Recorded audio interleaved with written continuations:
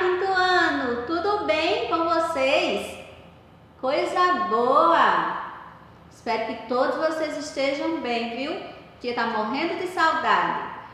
Então vamos lá, a nossa oração inicial, agradecer a Deus por mais um dia, agradecer pelo fôlego da vida.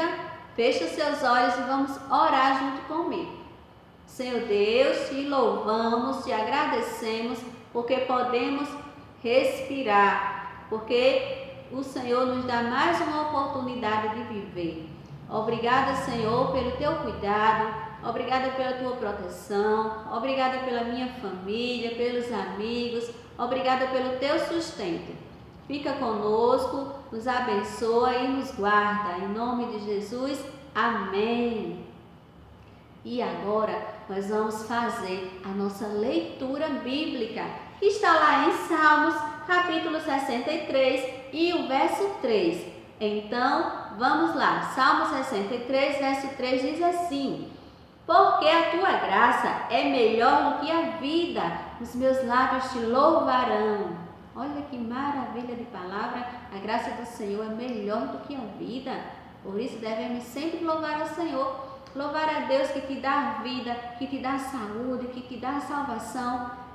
Não devemos deixar de louvar a esse Deus que faz assim, por mim e por você. Então louva a esse Deus, abre a tua boca e glorifica a esse Deus maravilhoso.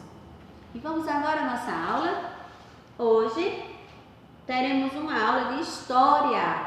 Pega seu livro, abre na página 58. Vamos falar hoje um pouquinho sobre as mudanças na noção de cidadania. Ainda vamos falar sobre a Constituição dos Estados Unidos e a Declaração dos Direitos do Homem e do Cidadão. Vamos iniciar sobre as mudanças na noção de cidadania. Lembra que nós já comentamos sobre a questão da cidadania? Como foi que ocorreu? Como foi que iniciou? Lembra? Diz que como foi que iniciou o conceito de cidadania lá na Grécia Antiga? Que a pessoa, para ser cidadã, né? A noção de cidadania era a pessoa poder participar das decisões políticas. Depois, para ser cidadão, a pessoa precisava o quê? Ser homem, ter mais de 18 anos, ter nascido em Atenas. E diz aqui, que esse momento marcou a história, mas outro momento histórico que influenciou a construção desse conceito ocorreu no século XVIII. E aí diz assim, naquela época, lá na Europa, predominava a monarquia. Lembra desse conceito? Monarquia. Então, naquela época lá na Europa, o que predominava era a monarquia. Monarquia é aquela forma de governo onde existe um rei, uma rainha, e o governo ele vai passando para os seus descendentes. O governo vai passando de pai para filho. Então, o rei ou a rainha governa até seus últimos dias de vida. Quando morre, passa para o próximo da fila, para o seu descendente. Então, naquela época lá na Europa, acontecia assim. A forma de governo era a monarquia. E diz aqui, que vários estados europeus nesse período possuíam colônias. O que eram as colônias? Colônias eram territórios que eram tomados à força, invadidos e dominados por determinado país, como por exemplo, aqui o Brasil. O Brasil era uma colônia de Portugal. Portugal chegou aqui, invadiu o nosso território e aí começou a administrar o nosso país. E a partir daquele momento, o Brasil passou a ser colônia de Portugal. Da mesma forma aconteceu com os Estados Unidos. Os Estados Unidos era colônia da Inglaterra. Acontece, acompanha aí, que nos Estados Unidos, em 1776, 13 colônias decidiram se revoltar. Não quiseram nem conversa. Então, essas 13 colônias nos Estados Unidos, em 1776, se revoltaram. E o que foi que fizeram com essa revolta? Diz aqui, que eles determinaram o fim do domínio da Inglaterra sobre o território dos Estados Unidos.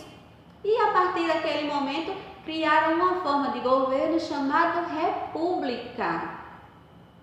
E o que é a república agora, professora?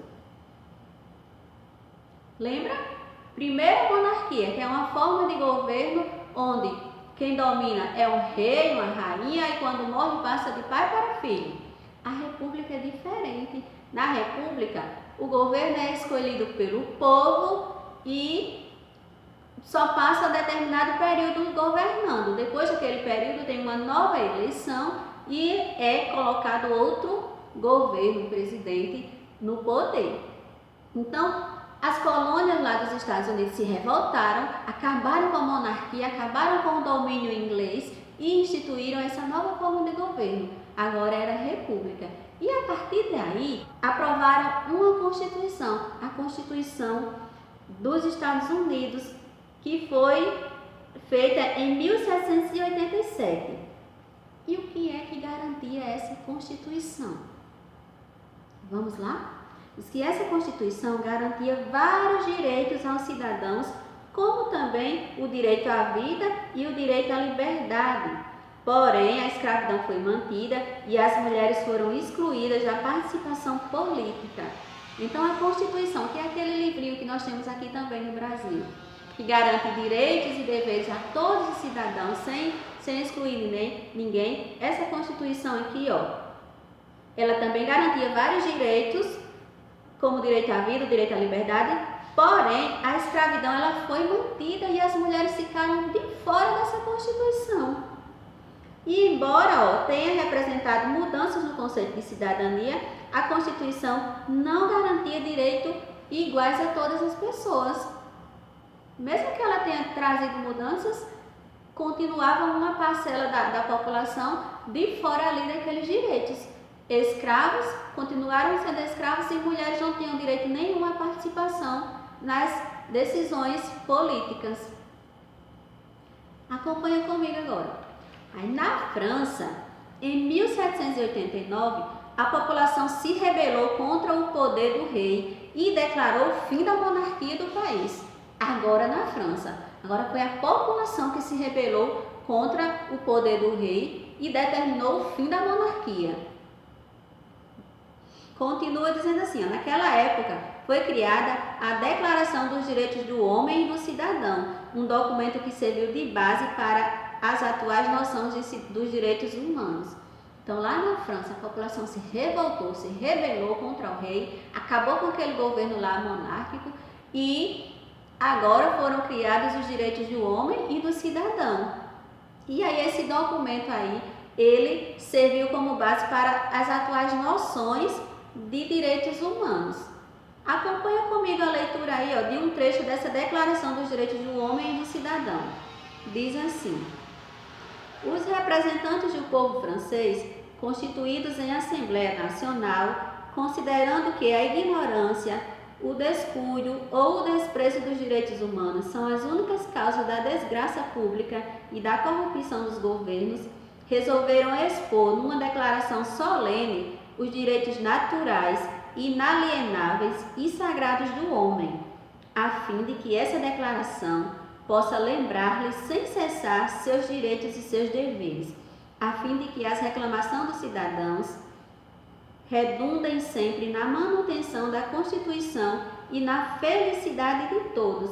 Em consequência, a Assembleia Nacional reconhece e declara, na presença e sob a proteção do Ser Supremo, os direitos do homem e do cidadão. Está aí a Declaração dos Direitos do Homem e do Cidadão. Viram uma parte aí desse documento? Então, esse documento aí retrata que o ser humano ele tem que ser livre, que ele tem que ter direitos, assim como os deveres também. Viram como tudo isso aconteceu? Então, lá naquele ano, 1789, quando a população se rebelou contra o poder do rei, desde aquela época até agora, grandes mudanças ocorreram para que tudo acontecesse de forma favorável aos direitos do ser humano, aos direitos do homem como cidadão, direitos e também deveres. Então vamos agora à nossa atividade para casa. para casa, você vai responder as questões que tem na página 59 e vai fazer também uma atividade interativa que está no seu livro virtual. Você acessa pelo computador ou pelo celular e faz essa atividade interativa, tá bom? Então fiquem com Deus e até a próxima. Beijo!